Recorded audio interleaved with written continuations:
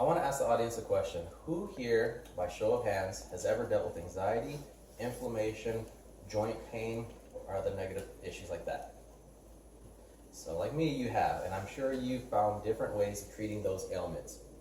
Well, I'm here to inform you about a possible way to alleviate those ailments in a way that you may not have thought of before. I want to share some information regarding a product called CBD, or cannabidiol. Cannabidiol is one of two main compounds within the cannabis plant. According to a doctor-reviewed article by John Johnson of the Medical News Today, quote, CBD is different. Unlike THC, it is not psychoactive. This means it does not change a person's state of mind when they use it. However, CBD does appear to produce significant changes in the body, and some research suggests that it has medical benefits. I'm here to share with you a little history of the cannabis plant, a recent breakthrough in the FDA approving its first CBD medication, and future applications of CBD. First, with the cannabis history. Cannabis was originally outlawed in 1937 due to the Marijuana Tax Act. It was again classified a Schedule I narcotic in 1970. Now, what this classification did is put cannabis within the same family as LSD and ecstasy. Unfortunately, what that did is it steered us away from researching the positive effects that any medication derived from it would have had. The social fabric around cannabis also contributed to it being outlawed. Most people assume or think of surfers, the lazy, or anything negative like that, along with a very aggressive anti-drug campaign in the 80s, DARE. Flash forward to 1996. In 1996, California became the first state to approve the use of marijuana for medical purposes, ending its 59-year reign as an illicit substance with no medical value. This is according to Dr. Malik Burnett and Amanda Ryman, PhD, on their joint post on drugpolicy.org.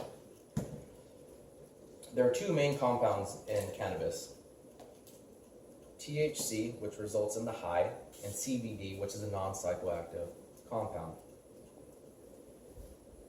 Moving forward to a recent breakthrough, on June 25th, 2018, the FDA approved its first CBD-based medication, specifically to treat two rare forms of epilepsy in children.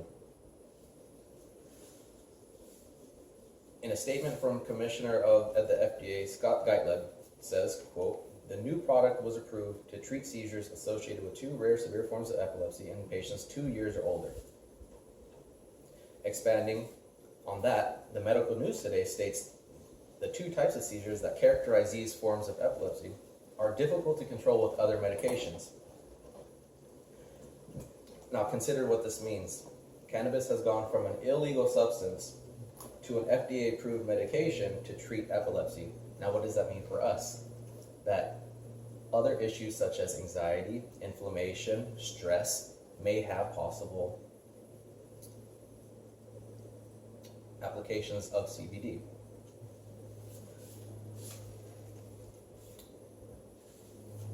I want to move into the last portion of the speech, which is the possible future of CBD. Applied topically to joints, it has been known to alleviate pain. In use in teas, it has been known to alleviate stress.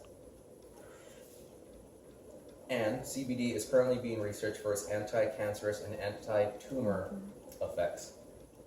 The CBD industry is growing and the future is bright.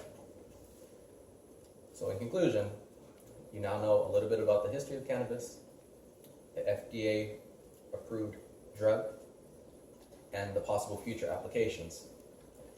So now, in thinking about those ailments that you guys come across, stress, inflammation, you now know CBD is a very natural and legal option to those specific ailments.